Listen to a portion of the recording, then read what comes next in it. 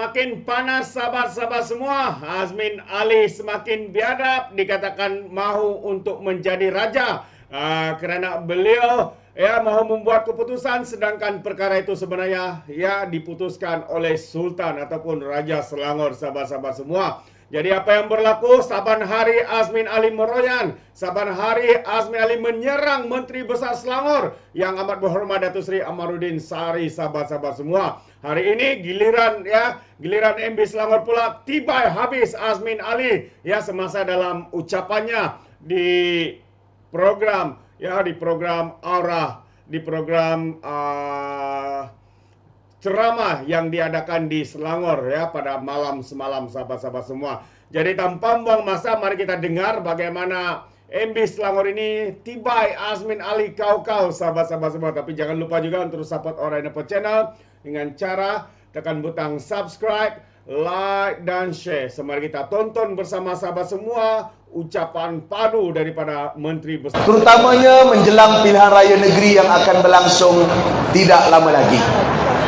Yang nyatanya di saat kita sedang ingin menutup dan juga melengkapkan pentadbiran negeri Selangor untuk penggal yang ke-14 selepas pilihan raya 2018, ada pihak-pihak di luar sana yang tak sabar-sabar, yang gelojoh sampai tarikh umum bubar pun dia umum dulu. Dia tak faham yang nak cadang bubar ni Menteri Besar, yang nak setuju ni Raja. Dulu dia kemaruk jadi pengkhianat untuk jadi timbalan Perdana Menteri, tak sempat-sempat jadi timbalan Perdana Menteri, hanya jadi Menteri Kanan. Sekarang ni nak jadi Raja pula, nak umum tarikh bubar. Bila saya cakap janganlah macam ni, orang Melayu kena ada adab dengan Raja, dia kata saya tahu Amir penakut. Buktinya hari ini negeri Kedah baru nak umum 28 hari bulan bubar. Kenapa nak kutuk Sanusi depan-depan? Inilah masalah Perikatan Nasional.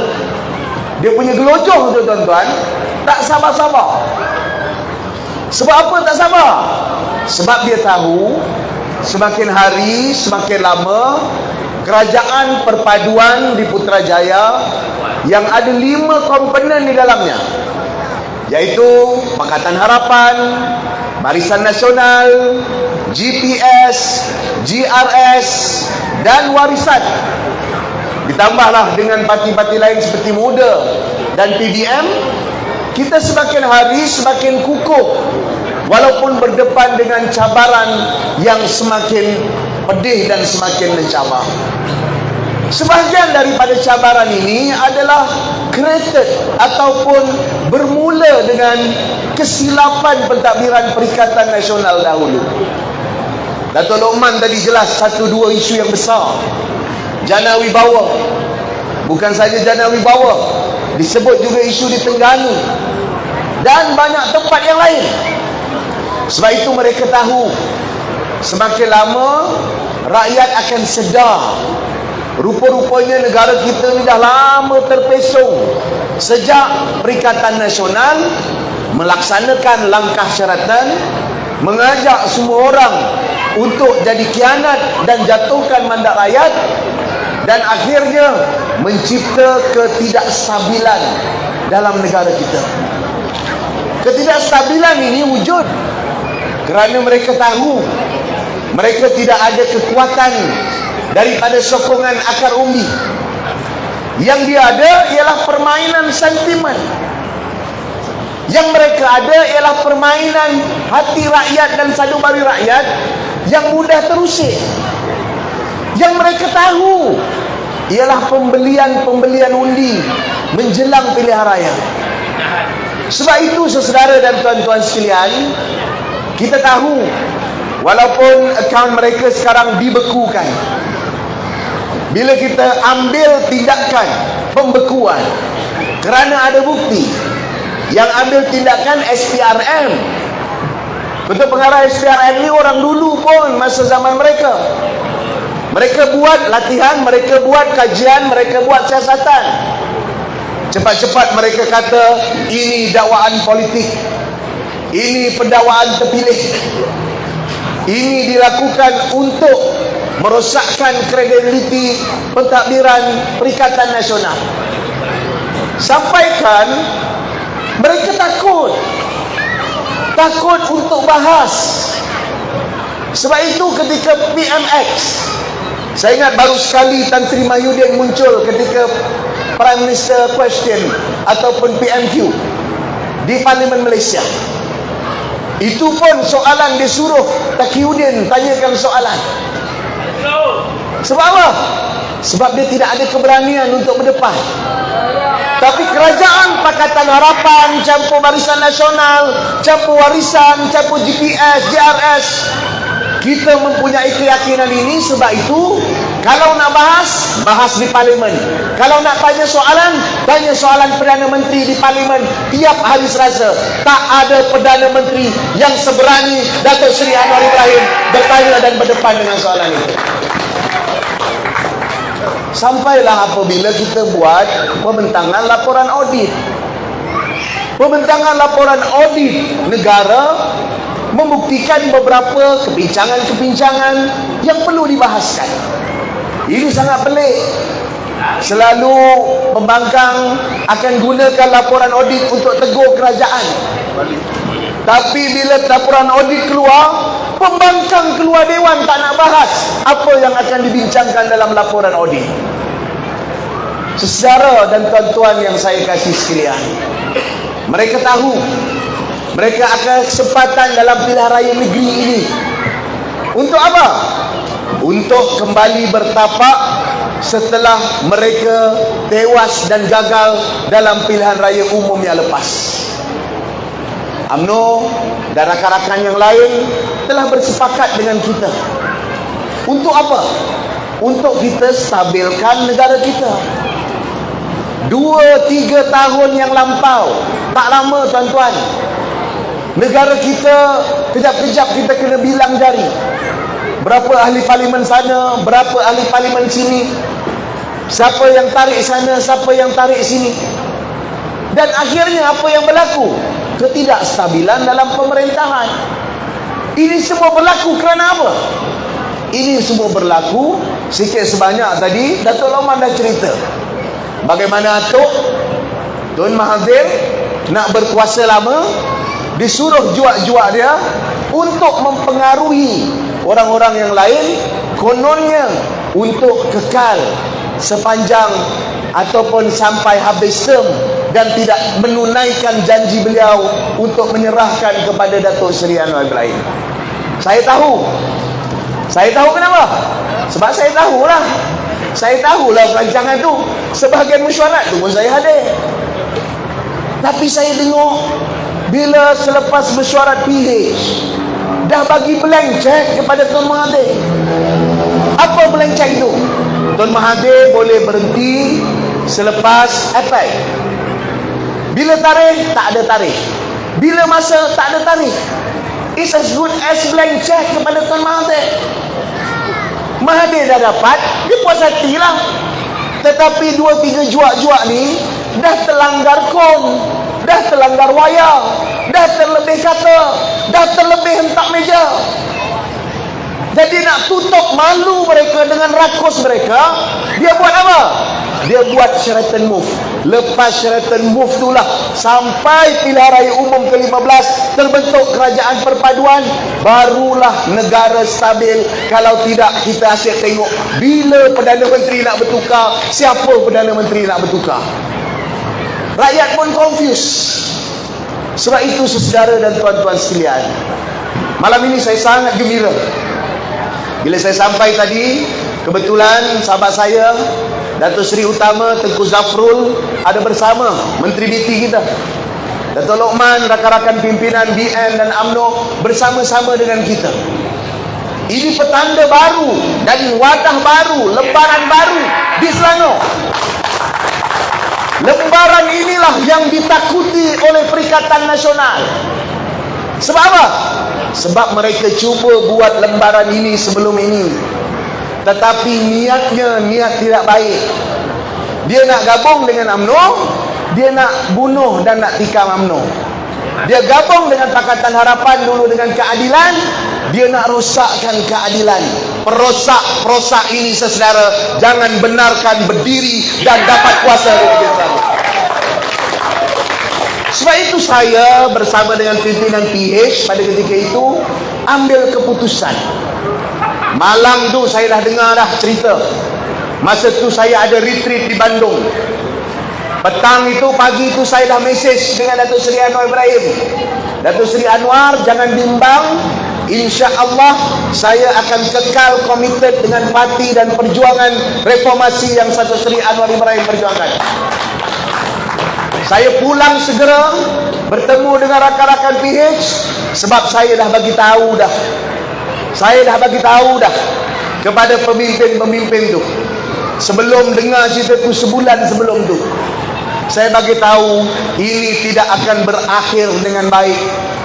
Malahan kepada pemimpin-pemimpin tu saya akan sebut, kamu akan jadi kambing hitam dan kamu akan menjadi punchback. Dan sampai sekarang dia sebut apa pun dalam muka bumi ini, sampai tak berani buka komen dekat Twitter, buka komen dekat sosial media.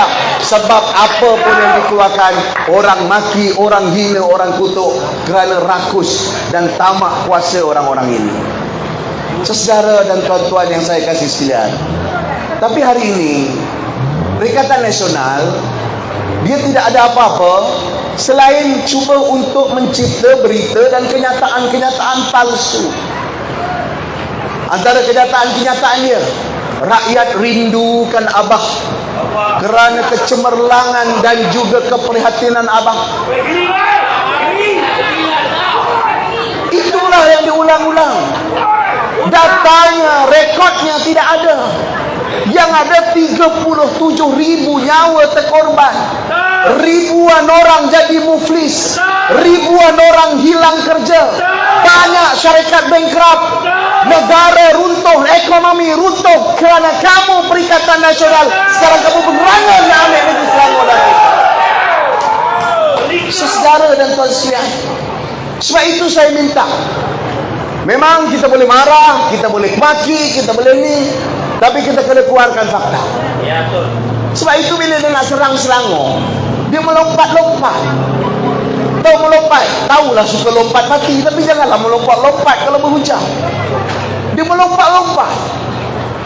Sebelum ni dia nak serang, oh, negeri Selangor tidak berkembang Islam malap cahayanya. Tak lama lepas tu saya bukan plan pun, dah plan lama. Bukannya saya nak respon.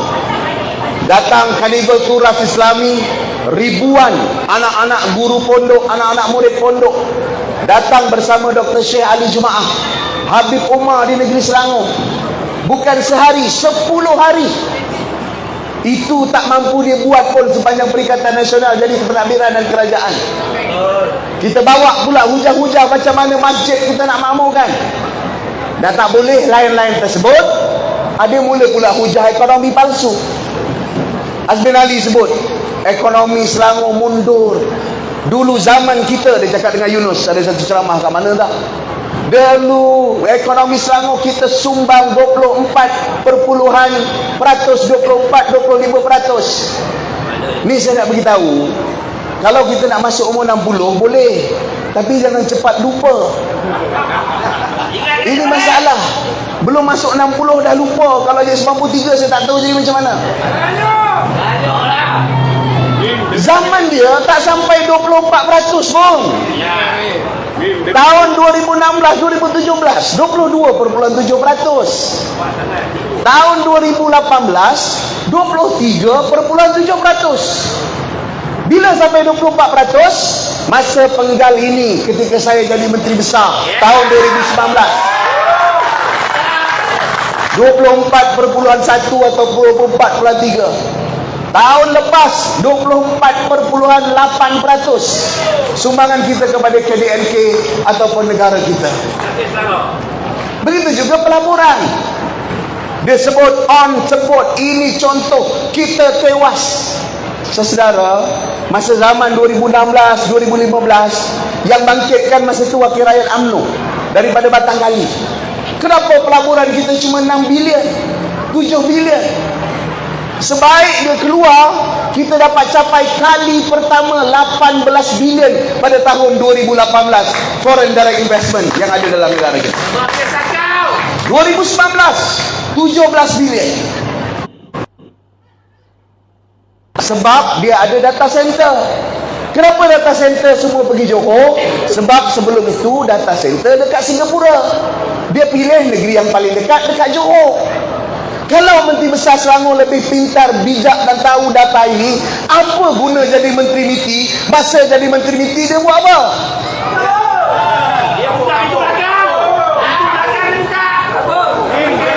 Susah. Sebab itu saudara dan tuan-tuan yang saya kasih sekalian, saya faham ni baru ni, kita ada sebulan lebih, saya sila hampir 2 bulan nak kita kayuh ni. Saya percaya lepasnya macam-macam lagi kita lontar.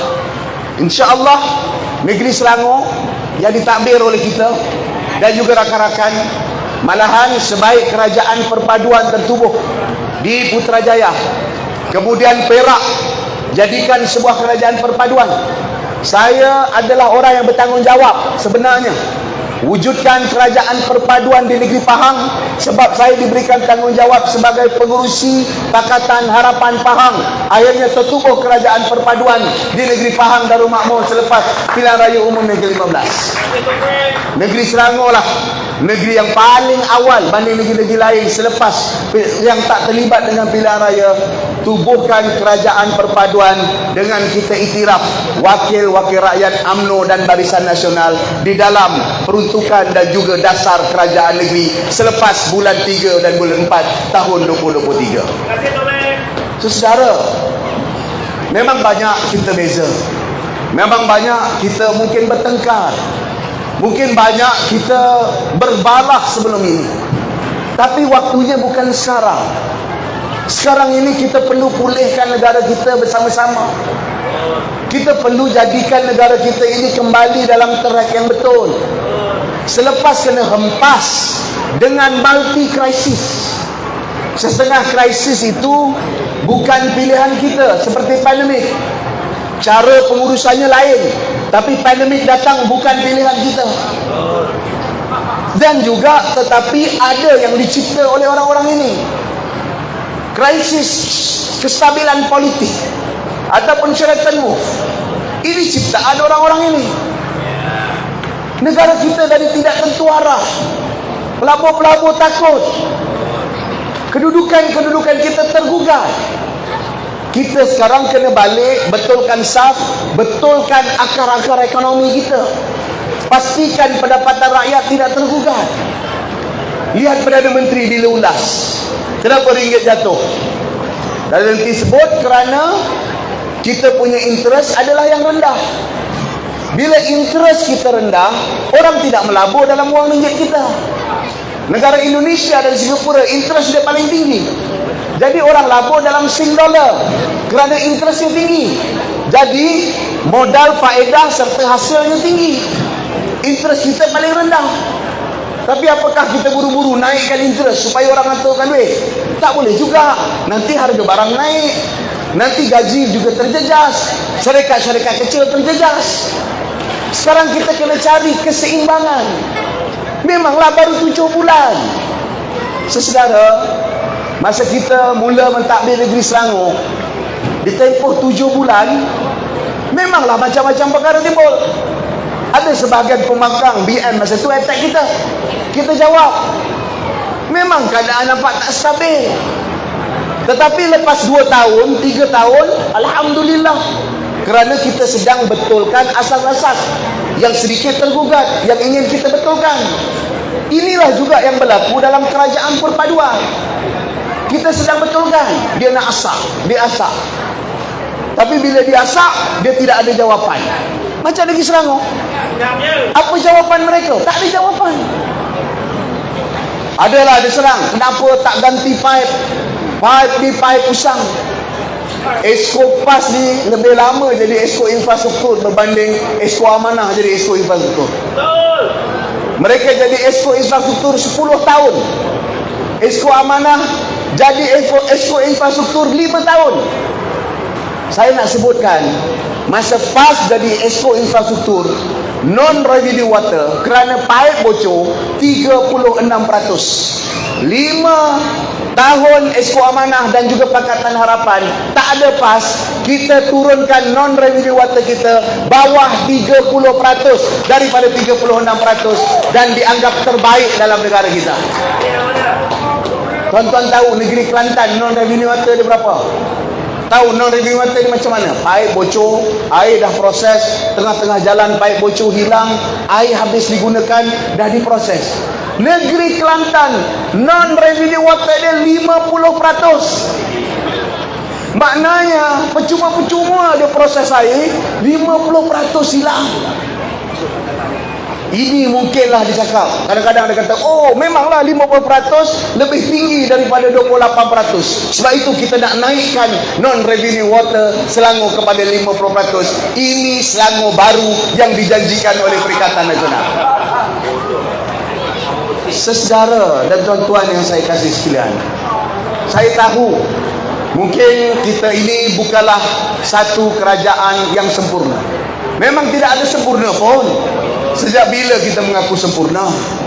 Tetapi kerajaan ini, pentadbiran ini, yang selalu saya tegaskan kepada barisan Esko, pada para adun, pada rakan-rakan pimpinan di akar umbi, kita kena memperbaiki kesilapan-kesilapan. Kita kena tambah baik benda yang dah baik. Kita kena buangkan benda yang buruk, gantikan benda yang baik. Itulah yang kita lakukan dalam 5 tahun yang lepas. Saya ambil contoh. Sekarang ni antara serangan kepada saya, Amir dia tak buat apa. Dia tukarlah saja peruntukan-peruntukan. Dia kurangkan sajalah peruntukan-peruntukan. Tadi ada sebut tadi tentang pendidik kesihatan.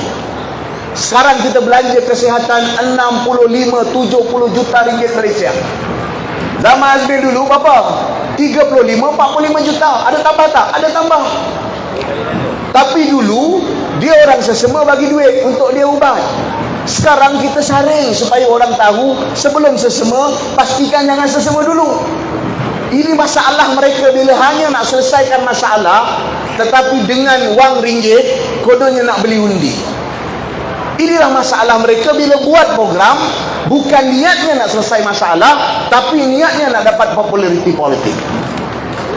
Sebab itu kita susun balik program, kita atur balik program perumahan, kesihatan, perkahwinan. Dulu perkahwinan, kita ada hadiah perkahwinan belia. Tiap-tiap belia yang kahwin dapat RM500. Kalau dua-dua orang Selangor dapat RM1,000. Saya tengok bagus tak program ni? Bagus. Memang ini cadangan dulu pentadbiran sebelum ini. Tapi bila kita tengok, saat RM500, RM600 dapat tiap-tiap bulan, saya dapat lihat pula kadar perceraian pasangan muda paling tinggi lagi Selangor.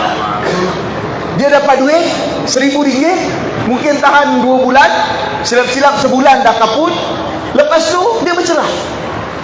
Kita selesai masalah tak? Tak selesai. Sebab itu saya ubah program ni, pasangan yang berkahwin datang kursus pasca perkahwinan. Sebab kadang-kadang kursus perkahwinan kita tak terang macam mana nak handle isteri yang mengandung, tak terang macam mana nak urus mikroekonomi. Daripada RM500 kita kurangkanlah RM300. Datang kursus tu dapat ilmu, dapat duit, rumah tangga dapat dijamin, kadar perceraian muda dapat kita elakkan. Ini cara nak selesaikan masalah, bukan tambah masalah dengan tambah duit dan tambah peruntukan.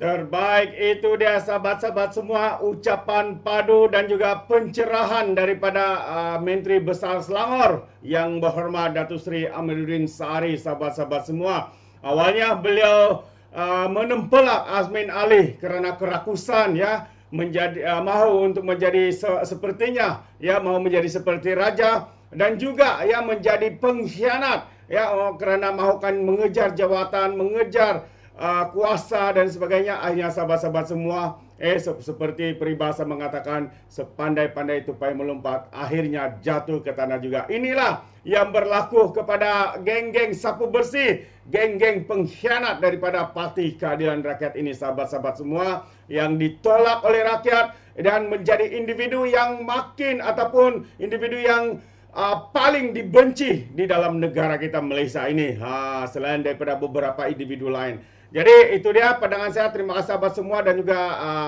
sokongan padu anda dan juga video ataupun apa yang diucapkan oleh Menteri Besar Selangor memang terbaik. Sekiranya anda setuju dengan kenyataan itu, anda boleh berikan komen anda dalam ruangan komen. Tapi ingat, komen dengan cara berhema. Jangan menjadi seperti Walan Walantit, lebay-lebay, geng sapu bersih, ya, apabila memberikan komen penuh dengan hasutan, kebencian dan juga fitnah melampau. Sepertinya mereka tidak punya otak, mungkin karena otak mereka tertinggal di Laut Cina Selatan. Alright, izinkan saya untuk mundurkan diri dan seperti biasa, peribahasa mengatakan, tak apapun kangkap, 2 tahun keinginan. Dalam bahasa Melayunya, tepuk dadah, tanya selera. Sekian saja daripada Oriental Channel. Ya, kita berjumpa lagi dalam info dan update yang seterusnya. Sekian. Bye-bye.